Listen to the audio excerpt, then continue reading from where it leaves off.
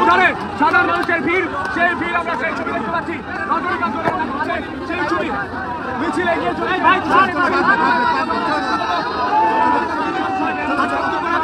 অধিকারীর প্রচেষ্টা আর প্রণব বাবুর অর্থ বরাদ্দে কেলেঘাই কপালেশ্বরী ক্ষীরাই চন্ডিয়া হয়েছে। আপনারা মমতাকে বিশ্বাস করেন না মেদিনীপুরের ছেলে শুভেন্দুকে বিশ্বাস করেন? মমতা আমাকে হারাতে এসেছিল, মেদিনীপুর মমতাকে হারিয়েছে তো। 34 বছর সিপিএম করেনি, 14 বছর মমতা করেনি। 26-এ বিজেপিকে আনুন, কেলেঘাই কপালেশ্বরীর মতো ঘাটাল মাস্টার প্ল্যান বিজেপি করবে। আর ছোট গ্যারেন্টারের নাম শুভেন্দু অধিকারী। নমস্কার, সন্ময় স্পিক্স থেকে বলছি। সন্ময় বন্দ্যোপাধ্যায়। নাম মাহাতো বলে একটা কথা আছে বাংলায়। নাম মাহাতো বলতে ধরুন তারকেশ্বর বললে আপনি কী বোঝাবেন? তারকেশ্বরের বাবার মন্দিরই তো আপনার কাছে মনে পড়বে। তারাপীঠ বললেও একটা মন্দিরের কথাই মনে পড়বে আপনাদের। বোলপুর শান্তিনিকেতন বললেই সঙ্গে সঙ্গে কবিগুরু রবীন্দ্রনাথ ঠাকুরের কথা মনে পড়বে। উত্তরবঙ্গ বললেই কিন্তু দার্জিলিংয়ের কথা মনে পড়বে। ঠিক তেমনই ঘাটাল বললে কি মনে পড়বে? ঘাটাল বললেই মনে পড়বে, ঘাটাল মানেই বন্যা, এবং ঘাটাল মানেই বাৎসরিক এ রাজ্যের মুখ্যমন্ত্রী সেখানে গিয়ে গোড়ালি পা ডুবিয়ে জলের মধ্যে পা রেখে কিছু অনন্ত মিথ্যে কথা বলা এবং আমার ছবিটা তাড়াতাড়ি তোলো, সেই অ্যাঙ্গেলে কিছু কথা বলা, সেই দৃশ্যটা আপনার মনে পড়বে। এবং ঘাটাল মানেই, ঘাটাল শব্দটা উচ্চারণ করলেই দেবের কথা মনে পড়বে, যিনি ভোট জেতেন মানুষের ভোট অধিকার চুরি করে। বছরান্তে বন্যা হবে, বন্যা হলেই ঘাটাল মাস্টার প্ল্যানের গল্প শুনবো। তারপর যখন বছর চলে যাবে সেই ঘাটাল মাস্টার প্ল্যানে এই হচ্ছে হবে, এই তো করছি, এই তো টাকা অ্যালটমেন্ট করছি। ভাবুন তো, বাম আমল থেকে, জল কি আজকে জমছে? বাম আমল থেকে জমতো। 2011 মুখ্যমন্ত্রী মমতা বন্দ্যোপাধ্যায় ক্ষমতায় এলেন, কদিন গেছেন দিল্লিতে প্রধানমন্ত্রীর সঙ্গে কথা বলতে যে ঘাটাল মাস্টার প্ল্যানটা আমরা এক্সিকিউট করব। এইভাবে সমস্ত কাজকে সরিয়ে রেখে একটা বছর কি 2 বছর দুর্গাপুজোয় আমি কার্নিভাল করব না, কোনো ক্লাবকে আমি আলাদা করে টাকা দেবো না, ঘাটালের মানুষকে আমি বাঁচাবো। একটা বেসিক প্রাইমারি কমন সেন্স যে আমি সমস্ত টাকাটাকে অ্যাসেম্বল করে আগে ওই বন্যা পীড়িত মানুষগুলোকে দেখি। প্রতি বছর কিন্তু একটা সময় তার মনে পড়ে যখন সারা ঘাটাল ভাসে, তখন তিনি ফটোগ্রাফার নিয়ে, চিফ সেক্রেটারিকে নিয়ে, ডিজিকে নিয়ে, এসপিকে নিয়ে, সমস্ত সরকারি অফিসারদের নিয়ে কয়েক কোটি টাকার একটা সফরসূচি ওই ঘাটালকে সামনে রেখে করেন। আর সেই ঘাটাল আলোয় আসে কখন? যখন দেব সংসদীয় নির্বাচনে দাঁড়িয়ে মানুষের ভোট লুট করেন। দুর্ভাগ্য ঘাটালের। আমি আজকে সরাসরি ঘাটালে সেই দৃশ্যটা দেখাবো। শুরুতে দেখালাম যে মমতা বন্দ্যোপাধ্যায় ফটো সেশন করে ফিরে আসার পরই শুভেন্দু অধিকারী গেছেন, লম্বা মিছিল করলেন, হাজার হাজার মানুষকে নিয়ে প্রতিবাদের মিছিল করলেন এবং একটা অ্যাসিওরেন্স ঘাটালের মানুষকে দিলেন যে এই পশ্চিমবঙ্গ সরকার থেকে মমতা গেলেই আমরা ঘাটাল মাস্টার প্ল্যান বিজেপির সরকার এসেই করবে। সত্যি কথা বলছি, এটাই তো দরকার। ডেভেলপমেন্টাল পলিটিক্সকে প্রায়োরিটি দেওয়াটা দরকার। সমস্ত বিরোধী রাজনৈতিক দল এটা বোঝা উচিত, বলা উচিত। যেমন বামপন্থীদের বলা উচিত কেন আমরা ঘাটালের মাস্টার প্ল্যান এক্সিকিউট করতে পারিনি। 34 বছর তো রাজত্ব করেছেন এ রাজ্যে। মুখ্যমন্ত্রী জ্যোতি বসু ছিলেন, বুদ্ধদেব ভট্টাচার্য ছিলেন, তখনও কি ঘাটালে জল জমতো না? জমতো। কি করেছেন তারা? শিলা পুঁতেছেন, তারপর যে কে সেই হয়ে থেকেছে। মুখ্যমন্ত্রী মমতা বন্দ্যোপাধ্যায় 14.5 বছর ধরে শুধু ফটো সেশন করেছেন আর নির্বাচনের সময় দেবকে নিয়ে গিয়ে প্রচারের সভা অংশগ্রহণ করেছেন। এটাই কি ঘাটালের মানুষের পাওনা? আমি বলছি এইখান থেকে দাঁড়িয়ে বাংলার মানুষের ভাবা দরকার, কেন ডবল ইঞ্জিন সরকার দরকার। ধরুন, একটু অন্যভাবে ধরুন, এই রাজ্যে পশ্চিমবঙ্গে ক্ষমতায় বিজেপি, দিল্লিতে বিজেপি, ঘাটালের মানুষ জলে ডুবছেন। খুব সহজেই কিন্তু ঘাটালকে বন্যা মুক্ত করার জন্য কয়েকশো কোটি টাকা দিল্লি থেকে আদায় করে নিয়ে আসতে পারতেন। যে কোনো রাজনৈতিক নেতার, প্রশাসকের প্রথম কাজ হচ্ছে আদায় করতে জানা। হেমন্ত বিশ্ব শর্মা কী করছেন বলুন? হেমন্ত বিশ্ব শর্মা অসমের জন্য কি করছেন? প্রত্যেকটা মিনিটে নিজের ক্ষমতা কাজে লাগিয়ে ঝগড়া না করে, অশান্তি না করে তিনি তো ক্ষমতাসীন দলে আছে। অন্য কথা ভাবুন, পাশের রাজ্য উড়িষ্যা ছিল, 24 বছর বোধহয় শাসন করেছেন যে মানুষটি, তার নাম নবীন পটনায়ক। নির্বাচন চলে যেত বিজেপির সঙ্গে বা কেন্দ্রে যে সরকারি থাকতো তাদের সঙ্গে একটা সুসম্পর্ক রেখে উড়িষ্যার স্বার্থটাকে প্রায়োরিটি দিতেন। এটাই তো বাংলার মানুষের চাহিদা ছিল। কিন্তু দুর্ভাগ্য গত 14.5 বছর ধরে শুধু রাজনীতি করার জন্য ঝগড়া অশান্তি করে করে বাংলার ডেভেলপমেন্টের ইস্যুটাকে হারিয়ে ফেলেছেন দিয়েছেন। এবং অপোজিশনের এখন কাজ হচ্ছে এই ডেভেলপমেন্টাল পলিটিক্স, যেখানে যা যা মমতা বন্দ্যোপাধ্যায় করেননি সেইটা করা দরকার। যেমন মাঝে মাঝে এই কথাটা শুনি, ভালো লাগে বলে আমি উল্লেখ করছি, আমরা ফিরে এলেই, আমরা ক্ষমতায় এলেই আমরা টাটার হাতে পায়ে ধরে টাটাকে নিয়ে আসবো, টাটাকে নিয়ে আসবো। পশ্চিমবঙ্গের মাটিতে আজকে 85% হয়ে যাওয়া টাটার কারখানাকে ভেঙে গুড়িয়ে নিজের রাজনৈতিক স্বার্থ চরিতার্থ করেছেন মমতা বন্দ্যোপাধ্যায়, যার জন্য আজকে 65 লক্ষ বাঙালি, পরিযায়ী বাঙালি বাংলার বাইরে চাকরি করতে গেছে। এই বাংলা একটা জামশেদপুর হতে পারতো যদি টাটা থাকতো। সেই টাটাকে তাড়ানোর পর গত 14.5 বছরে একটা বড় কারখানা আসে। এখানে যদি একটা ডবল ইঞ্জিন সরকার থাকতো, যেভাবে গুজরাটের ডেভেলপমেন্ট হয়েছে, একটার পর একটা হেভি ইন্ডাস্ট্রি গুজরাটে ইনভেস্টমেন্ট করেছে, পশ্চিমবঙ্গে হতে পারত। পশ্চিমবঙ্গের মানুষের ভাবা দরকার কেন ডবল ইঞ্জিন সরকার, ঘাটালের মানুষের ভাবা দরকার কেন তৃণমূলকে সরানো দরকার। তা নাহলে প্রতি বছর জলে ভাসবেন আপনারা, আর খিচমেরি ফটো বলে রাজনৈতিক নেতার নেত্রী যাবেন ওখানে গোড়ালি পা ডুবিয়ে, পাশে পুলিশ কমিশনার রাজ্যের ডিজিকে রাখবেন, এপাশে একে রাখবেন, চিফ সেক্রেটারিকে রাখবেন, আমরা এবার করছি। কতদিন এই ধরনের মিথ্যে ভাষণ শুনবেন? একটা রাজ্যের মুখ্যমন্ত্রীর কাছ থেকে প্রশ্নটা থাকলো। আর ভাবুন, কেন এ রাজ্যে পরিবর্তন দরকার, কেন রাজ্যে ডবল ইঞ্জিন সরকার দরকার। আমি আজকে সরাসরি ঘাটালে চলে যাব, সেখানে শুভেন্দু শুধু মিছিল করলেন না, কাতারে কাতারে মানুষকে নিয়ে যে সভা করলেন, সেই বক্তৃতার কিছুটা অংশ আপনাদের শোনাব। কালকে ঝাড়গ্রামে যা করেছেন প্রাতঃস্মরণীয়।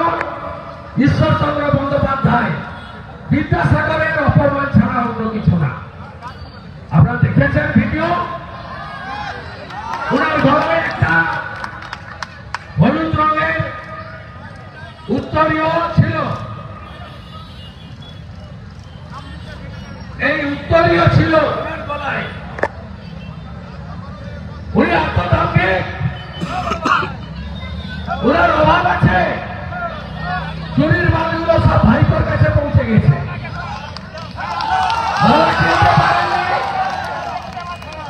বিদ্যাসাগর মহোদয়কে দেওয়ার জন্য উত্তরীয় দিতে পারেননি, নিজের গলার ব্যবহৃত উত্তরীয়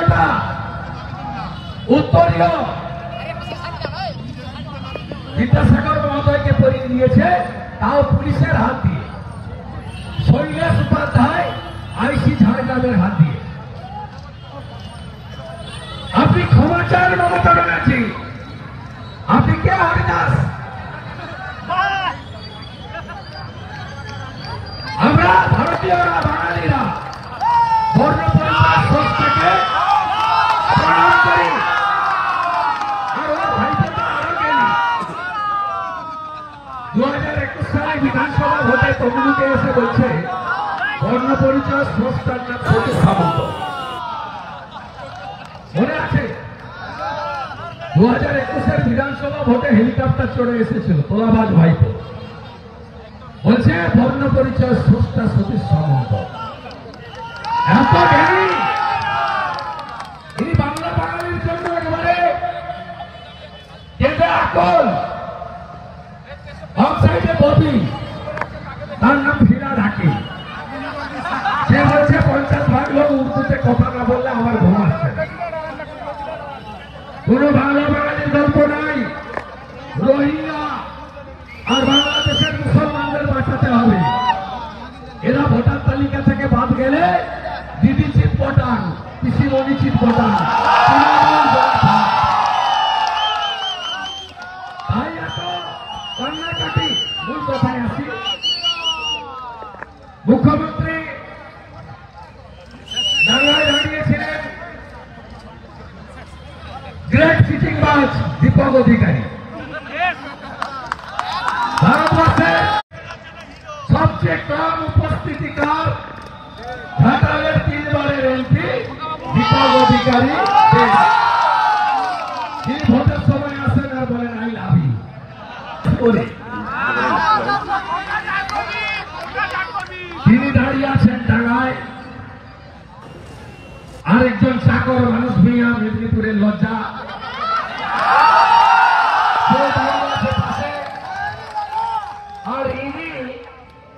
চটি পরে নেমে ক্যামেরা সামনে একটু খেঁচ মেরি ফটো।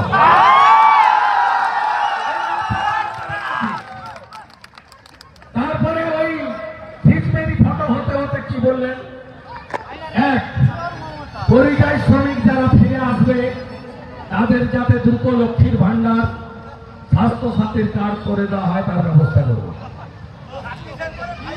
লক্ষ্মীর ভান্ডার কত? 1000 টাকা। চালের কুইন্টাল কত? 3500 টাকা মোটা চাল। মোবাইলে রিচার্জ করতে লাগে কত? 350 টাকা। 350। কাকে বলছে রাস্তায়? ঘাটা দাসপুরের লোকেদের। আরো মাসে 1 লাখ টাকার বেশি রোজগার করে, 10 লাখের রোজগার আছে। আপনি বলছেন চলে আসুন 1000 টাকা দেব। আমি ঘাটাল দাসপুর চন্দ্রকোনা যারা আমাদের প্রবাসী বাঙালি আছেন তাদেরকে বলবো এই মহিলাকে চাঁদা তুলে অবিলম্বে মাথার চিকিৎসা করান।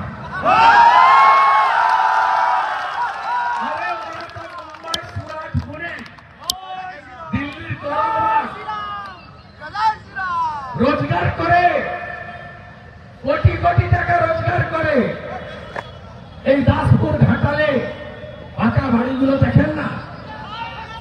কোথায় থাকেন? সুরাটে।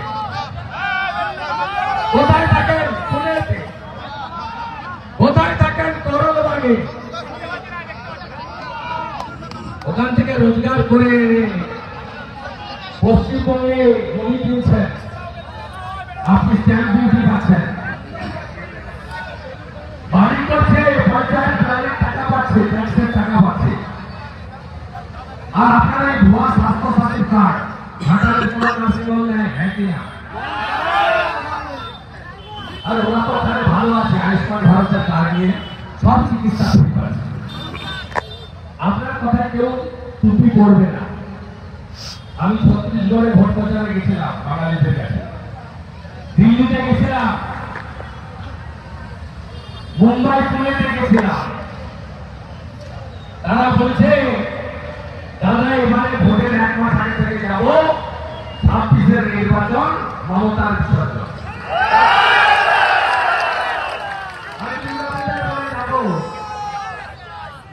সব বাঙালি প্রবাসীদের সঙ্গে মিট করে মমতা যে ভ্রষ্টাচার, ভণ্ডাচার, মিথ্যা, তার ধান্দা প্রণালী করল। দ্বিতীয় পরিচয় শ্রমিকরা ফিরে এলে তাদের সাহায্য দেওয়া হবে। কেউ আপনার টুপিতে পড়বে না। আপনার টুপি পরে রোহিঙ্গা আর বাংলাদেশের মুসলমান আসতে পারে, কোনো বাঙালি আসবে না, নিশ্চিত থাকে। বলছে মুম্বাই থেকে জীবন নষ্ট করার দরকার নেই, ভোটার লিস্টে সবাই নাম তুলবে, সবাই নাম তুলবে, কিন্তু বাংলাদেশি মুসলমান রোহিঙ্গার নাম থাকবে না। তারপরে বলছে বাংলা বঞ্চিত, টাকা পায় না। আমি হিসাব দিয়ে যাচ্ছি, 2015-16 মোদীজি রিলিফের জন্য দিয়েছেন 1104 কোটি। 2019-20 মোদীজি সাইক্লোন বুলবুল হয়েছিল, এসডিআর থেকে দিয়েছে 415 কোটি। 2020 আমফানে প্রাথমিক 1000 কোটি টাকা এবং ফাইনাল হিসাব করে 350 কোটি টাকা নরেন্দ্র মোদী দিয়েছে। 24 সালে নরেন্দ্র মোদীজি বন্যা ত্রাণে দিয়েছেন 468 কোটি টাকা। কোথায় গেছে টাকা? কোথায় গেছে? সব ভাইপো কে পেরেছে?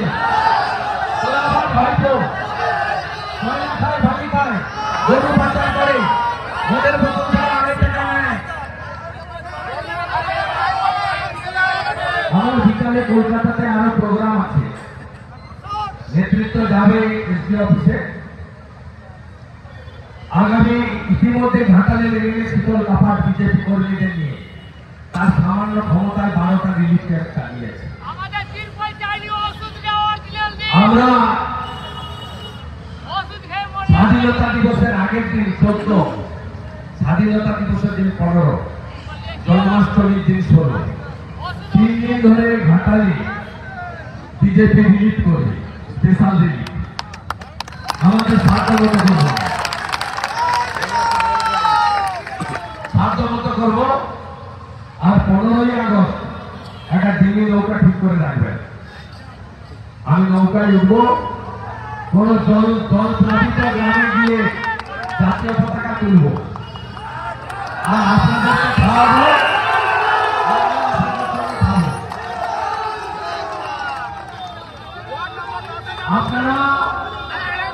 আপনারা শুধু আমাকে কথা দিন, 26-এর নির্বাচন মমতার বিসর্জন হবে তো?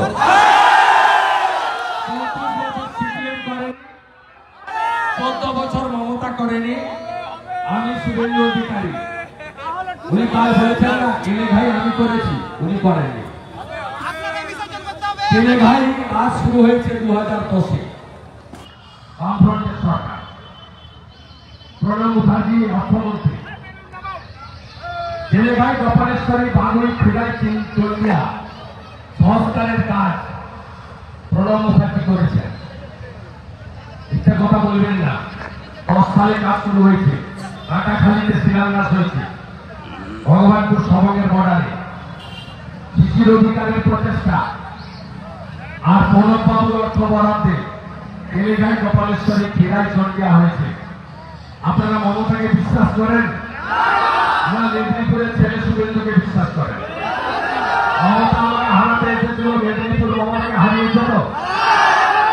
34 বছর সিপিএম করেনি, 14 বছর মমতা করেনি, 26-এ বিজেপিকে আনলুন। কেলেঘাই গোপালেশ্বরীর মতো ঘাটাল মাস্টার প্ল্যান বিজেপি করবে। বড় গ্যারেন্টারের নাম নরেন্দ্র মোদী আর ছোট গ্যারেন্টারের নাম শুভেন্দু অধিকারী।